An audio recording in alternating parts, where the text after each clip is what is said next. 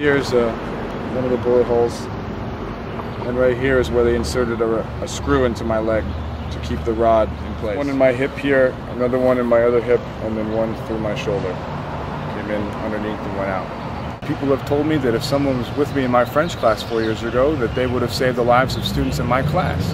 And I understand that feeling. You know, people who often reflect on an issue can think of it in every single different way, from happening, from them saving the day, which I think is most of the case, to them being killed.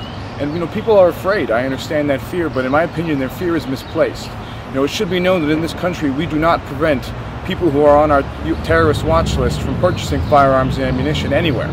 And I think that is a greater fear. That is something that should be addressed before people feel like they need to carry a gun with them or any other sort of weapon anywhere they go.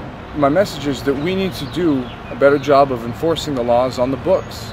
The laws that say if you have a felony record, if you're a domestic violence abuser, or someone who's dangerously mentally ill, you cannot own a firearm.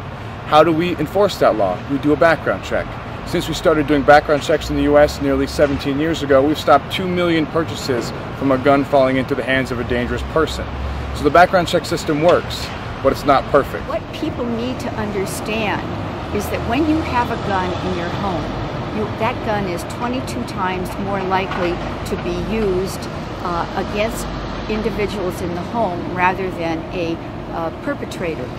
1% of the gun deaths in this country are what we would call legal use of guns against perpetrators. 1%. It was just mind-blowing that someone was actually going to come shoot us in a classroom. Couldn't believe it.